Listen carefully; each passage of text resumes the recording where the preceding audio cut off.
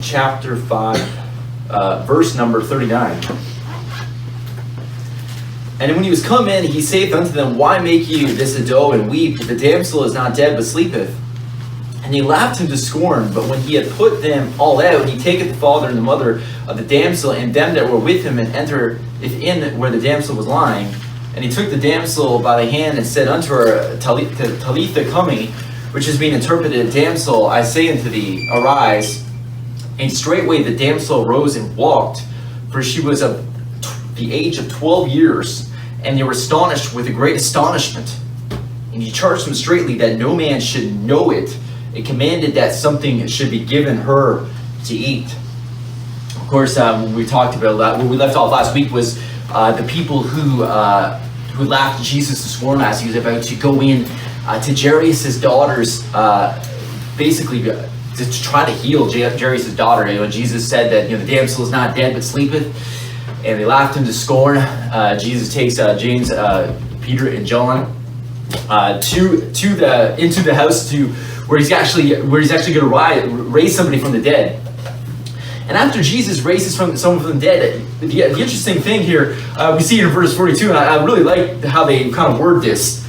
After the damsel arose, it says, and they were astonished with a great astonishment.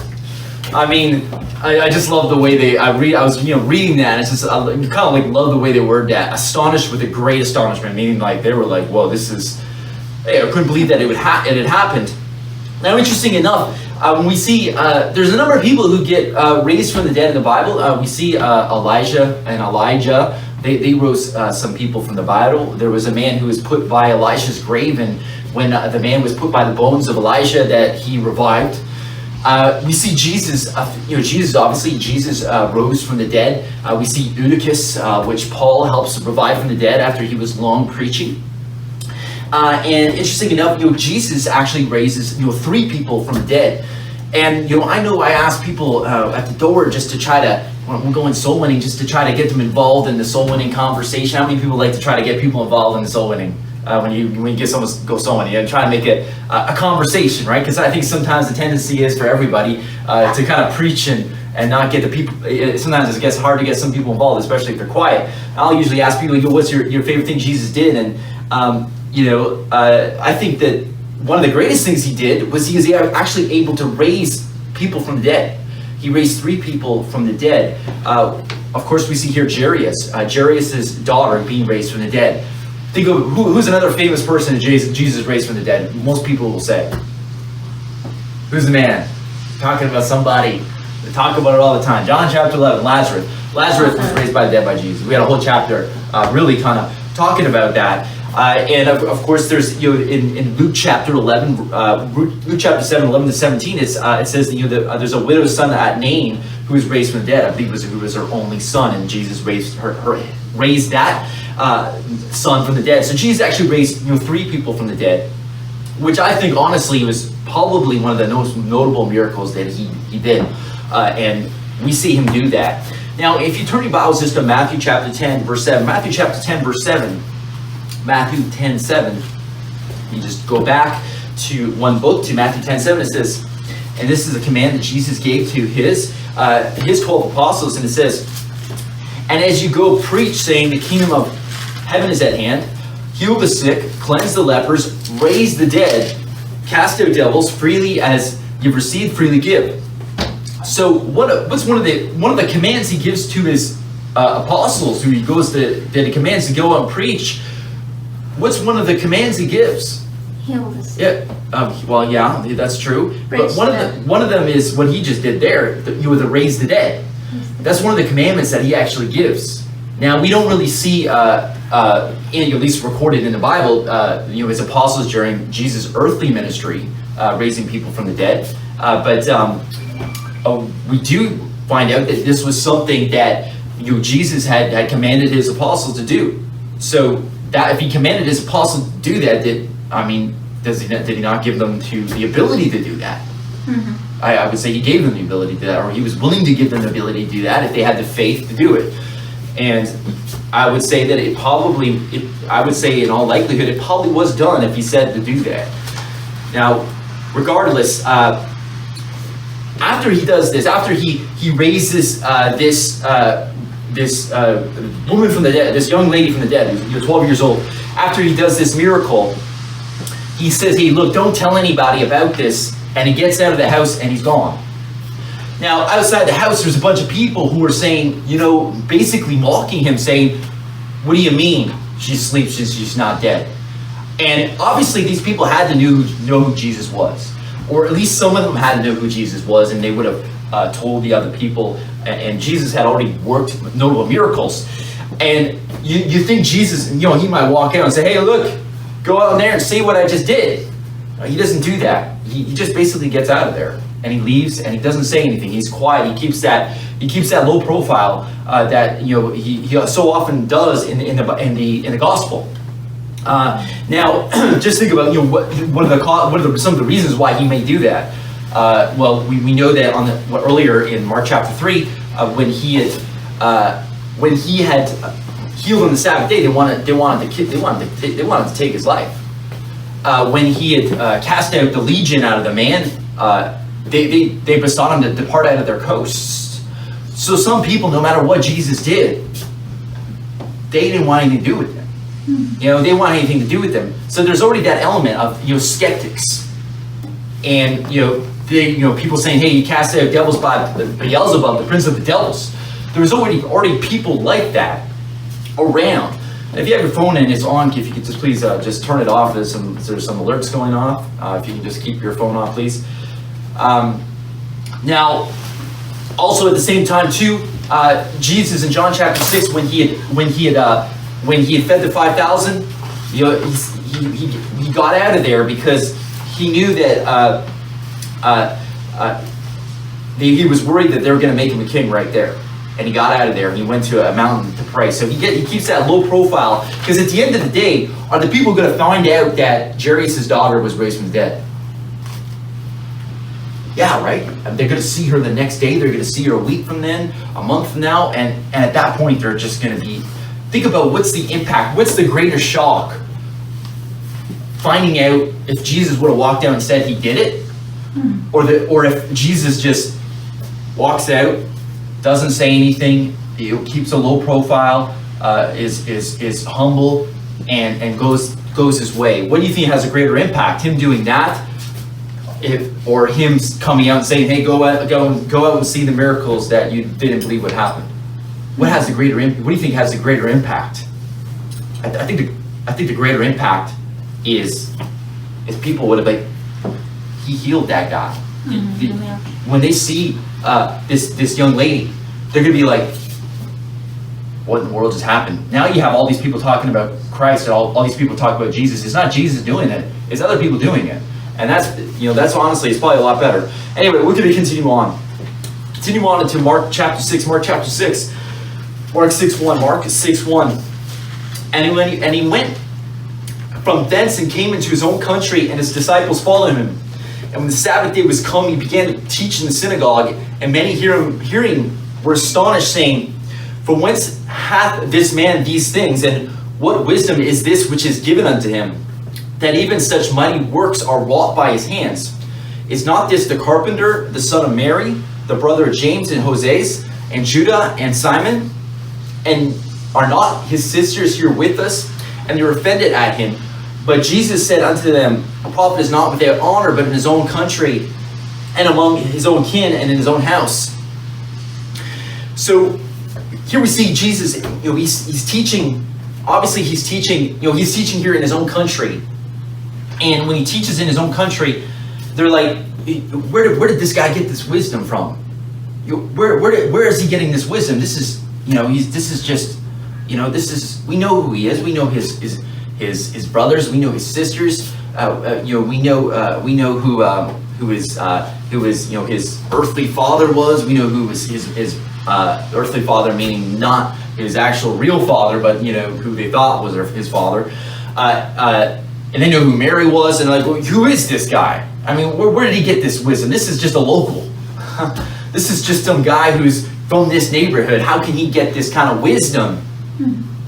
Now, you think about what was kind of going on at the time when there was a lot of Pharisees, there was a lot of Sadducees, and they had the same Old Testament, and they call it the Old Testament, that we had.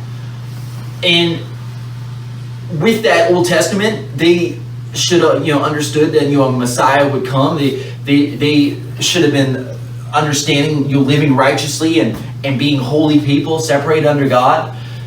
So they should have understood that this was a prophecy potentially being fulfilled. But at the same time, though, there was the Pharisees and a lot of the people in at least in Jerusalem and the religious leaders, they weren't really following the Bible as much as they were following their own man-made customs.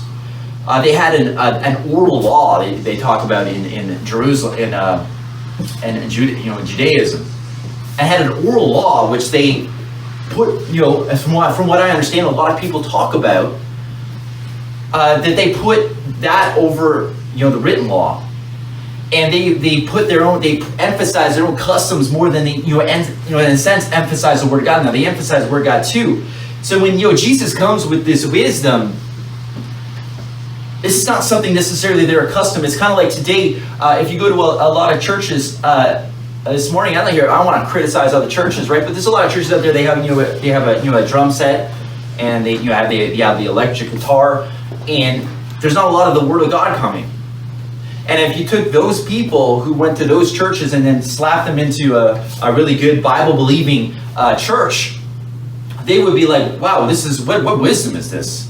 What kind of wisdom? This is wisdom. I'm not accustomed to receiving this." Now, John chapter 7, if you turn to the Bible to John chapter 7, verse 45 and verse 46. John chapter 7, verse 45 and 46. And it says, then came the officers to the chief priests and Pharisees, and they said unto them, "Why have you not brought him?" The officers answered, "Never man spake like this man." So the chief priests and the Pharisees say, "Well, why didn't you bring Jesus to us?" And the officer's like, "Hey, never man spake like this, man. We never heard it spoken like this. I mean, we can't help but," and it says like, "we can't help but listen to his wisdom. We can't help but hear the words he says, because his words have power. The word of God is sharper than a two-edged sword. Is a discerner of the hearts and minds." And is paraphrasing there. So they knew that Jesus had wisdom, and these people are like, where did Jesus get this wisdom from? Now, in John 4:43, to turn there, it says, now after 2 days he departed thence and went into Galilee, for Jesus himself testified that a prophet hath no honor in his own country. So Jesus is saying, hey, look, a prophet has no honor in his own country. And then among his own kin, it says in another place in the Bible. And you ever hear about a lot of people being called, they're saying God called them to be a missionary in another country, right? And we hear about that all the time. God called me to be a missionary in India, or India, or God called me to be a missionary in Africa. We hear people saying that. We hear preachers saying that. God called me to be maybe a missionary in Mexico. And ironically here, even in the city, in the Toronto area, you look at big independent fundamental Baptist churches. There's several pretty big independent fundamental Baptist churches in the GTA, so to speak, or at least around the GTA Hamilton area, or going out to Barrie. And so, well, one of them, a big Baptist church, a Heritage Baptist Church, and that was started by Pastor Pennell, who's an American. He was an American. You look at Faithway. I believe their pastor there is Pastor Wall, and I tried to do some digging up to get some real hard facts. Last night I tried to get into his LinkedIn profile, but unfortunately I was taking too long and all that stuff. But I went to at least the Faithway website, and he went to school in the U.S. He was a senior pastor of several churches in Michigan that were successful. As far as I understand, he's an American, and he's there, and that's a big church. I mean, there's I believe am I right to say there's several hundred people who go there when it's not COVID time? That's a pretty big church. It's like, and they got a school there too. They have a whole college, a Bible college. A lot of people go to the Bible college there. Vaughan Baptist Church is a fairly big Baptist church. They got their own building. It's I think they're planning on building another building. Does anyone know if that's true or not? I went onto their website. Anyway, they got a nice building, and I believe they usually have a good crowd of people. And he's an American also. So here we see, God actually used a lot of Americans to come over to Canada to be preachers. Hey, a prophet's not without, prophet doesn't have any honor in his own country. Maybe it's because they wouldn't have heard a local. It's not like there's not saved. It's not like there's not saved local people in this city. And you might say, oh, that's because the U.S. has funding for these people. Well, yeah, it might be. It's true. That's part of the case too, potentially. But at the end of the day, though, God used these people from other countries to come and preach here, and that's God. That's what God does a lot of times. A lot of times, people, even in our own family, how many people had a hard time giving the gospel to someone in your family? A sister, a brother, a mom or dad, or an uncle. Whoever struggled doing that? Oh yeah, right. It's a struggle. I remember trying to give my uncle the gospel, and I made it a point to have him come to Tim Hortons. I got him a Bible, and I'd only been saved at this time. I'd only been saved 4 years or whatever. Good morning. I've been saved, 3-4 years or whatever, and I thought, hey, my uncle, this is gonna go well. My uncle, he talked to me about. My uncle had talked to me about Jesus, about God when I was, 21 years old, and he seemed like someone who believed in God. But he didn't want to receive that. I gave him the Bible. He didn't want to hear about it. Prophet doesn't have any honor in his own country. So oftentimes we see God use men go to other countries to preach, go to other cities to preach, and this is just honestly, it's just the way it is. Now, continuing on here in Mark chapter 6, verse 5. Mark chapter 6, verse 5. Like to follow along now. Mark chapter 6, verse 5. And it says that he could do there no mighty work, save that he laid his hands upon a few sick folk and healed them. And he marveled because of their unbelief. And when he went round about the villages teaching. So here Jesus, he's preaching in his own country, and his own people won't even hear him. They're like, how can this local, in a sense, have this kind of wisdom? And Jesus, he marveled at their unbelief. He was like, he couldn't believe that they didn't believe, because think of all the works that he had done before. You think of, he did so many great works. And I think about this. Be marveling at people's unbelief. I think about, we had a time I went soul winning with someone who come to the church, and I remember he talked to me, he was saying his version of giving the gospel, and I don't think there's a proper way to give the gospel. I don't say that, God can use all kinds of different methods. He was like, hey, just give him John 3:16.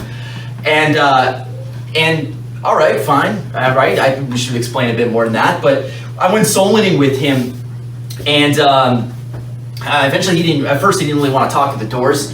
And then, he was this kind of lovey guy. You ever met someone who's like really loving and really outgoing, and you talk to them and you feel better after you talk to them? Because they're just so outgoing, they're so friendly.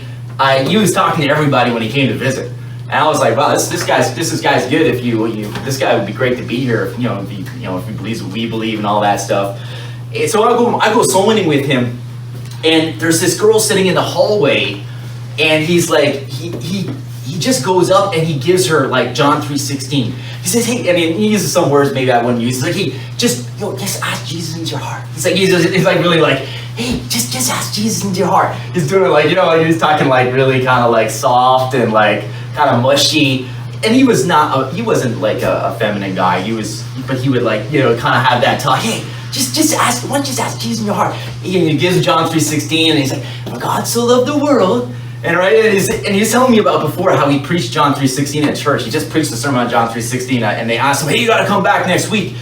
All of a sudden, this girl, she was sitting in the hallway. It was we were around Keel and Finch, and she's sitting in the hallway on her phone, and man, she just like, she's about, like, you can see her eyes just like red up, and like looks like she's about to cry. I think she did cry, and I was like, this guy just came up to her, and he's preaching to her for like 30 seconds.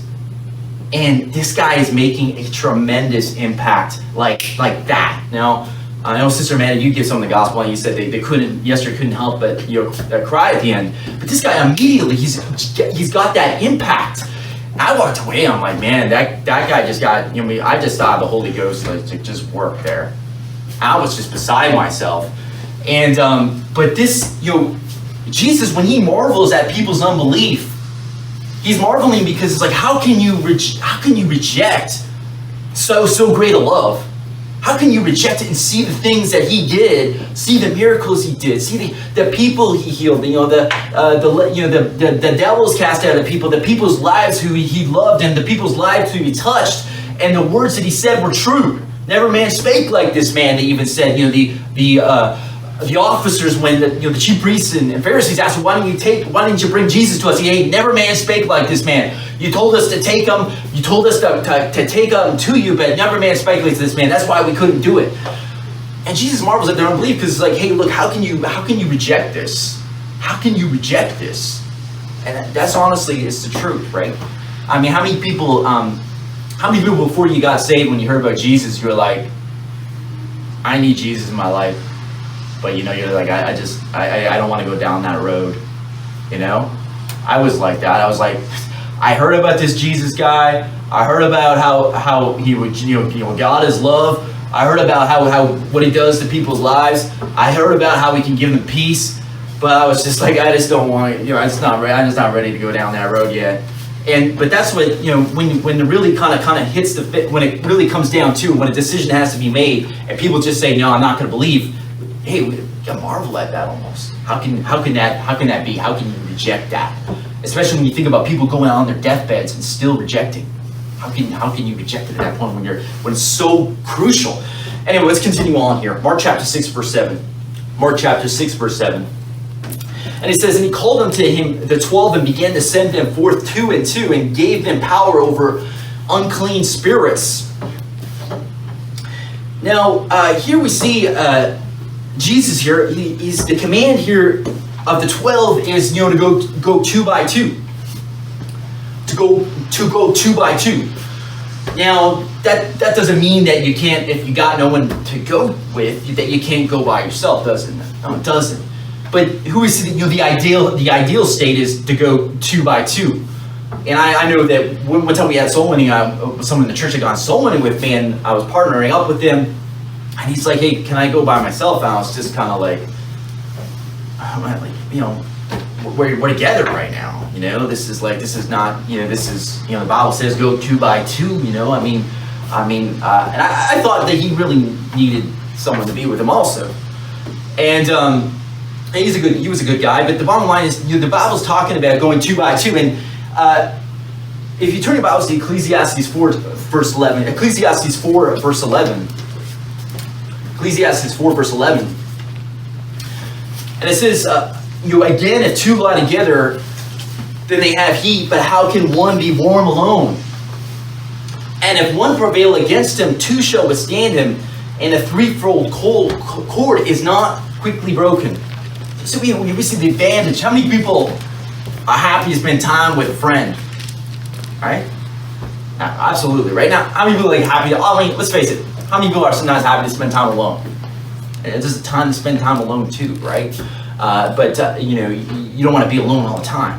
Mm-hmm. There's people out there, old people out there who, they're retired and they don't get to see their family, and you go solely into their door, and even though they don't want to hear the gospel, they're just kind of happy to have someone come to the door, Say, do you want some cookies? You know what I mean? I've had that happen. Anyway, now, if you turn your Bibles to Revelation chapter 11, Revelation chapter 11, verse 3. Revelation chapter 11, verse 3.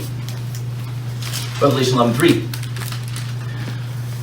And it says, and I'll give power unto my 2 witnesses, and they shall prophesy 1,260 days, clothed in sackcloth. These are the 2 olive trees and 2 candlesticks standing before the God of the earth. So in Revelation, we see God sends 2 witnesses. He doesn't send 1 witness.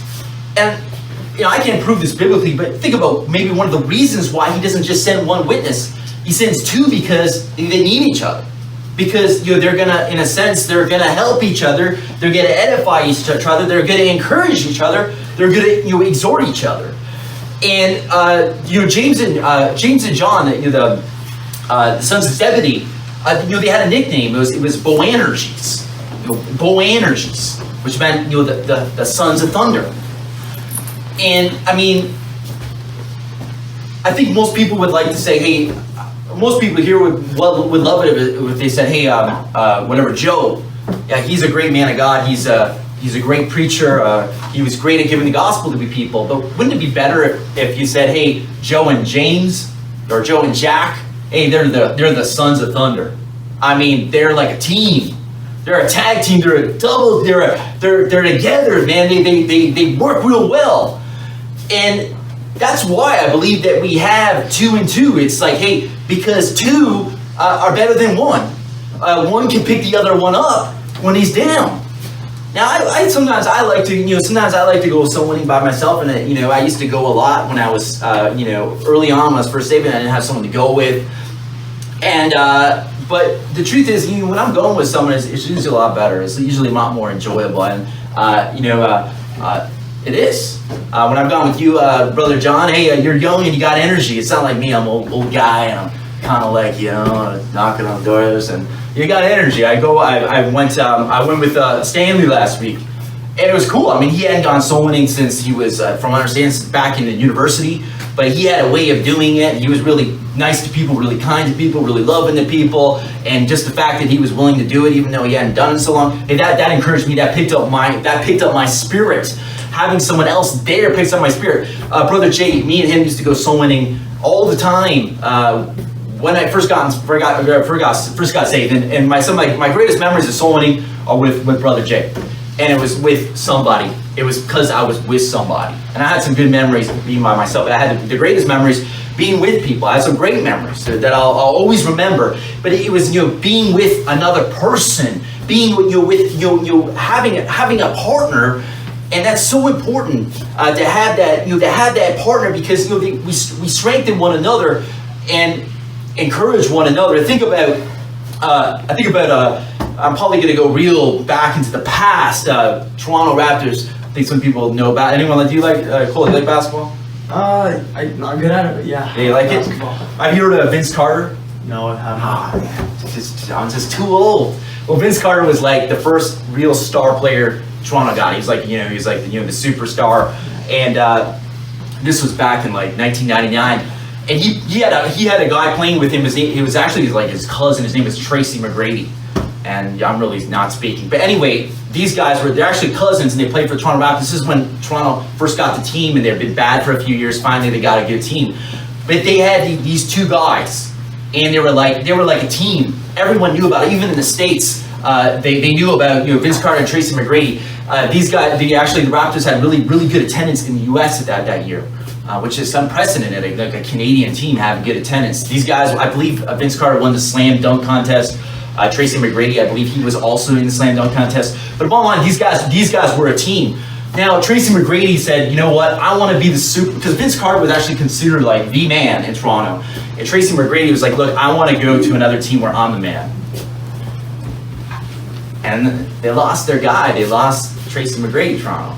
Now Tracy McGrady, if you look into him, he was actually a really good player. If Toronto had the ability to have actually retained those 2 superstars, you never know what they would have done. They were better together.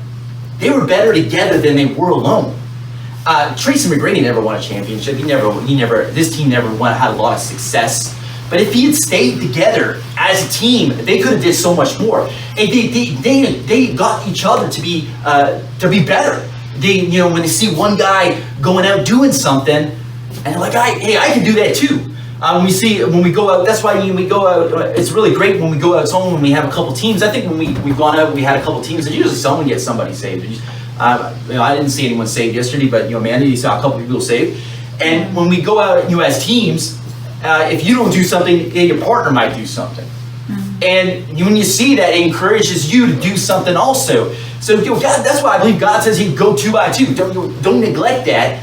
That's what we're there for. Now, if you turn your Bibles to 2 Kings chapter 10, and we're going to close our Bible study off with these verses. 2 Kings 10, verse 15, 2 Kings 10, 15. And it says, And when he departed thence, he lighted on Jonadab, the son of Rechab, coming to meet him. And he saluted him and said to him, Is thine heart right with my heart as thy heart? And Jonadab answered, It is. If it be, give me thine hot hand. And he gave him his hand, and he took him up to him into the chariot. And he said, Come with me, and see my zeal for the Lord. So they made him ride in his chariot. And this is before Jehu has a great victory over the prophets of Baal. He kills a bunch of them. But he basically says, to this other guy, he says, why don't you come with me and see my zeal for the Lord? So the fact that, Jehu is he's gonna exhibit a lot of zeal from the Lord. If he brings someone along with him, that person, isn't zeal contagious? Zeal's contagious, right? How many people like to be about someone who's, how many people, when someone's in a good mood, do you like being around that person who has a good mood? Someone's happy, telling jokes, right? That's contagious, right? And Jehu's saying, hey, come with me, I'm going to show you my zeal for the Lord, hoping that, that man is going to catch that zeal, he's going to catch that spirit of zeal and remember the things that he saw. And that's what he's trying to do. He's trying to, because at the end of the day, the best way to teach someone is by doing, and it's not just, it's the actual practical application. And that's why we should go 2 by 2. There's some of the reasons why we should go 2 by 2. We're going to end our Bible study right there. Dear God, I thank you for the opportunity, God.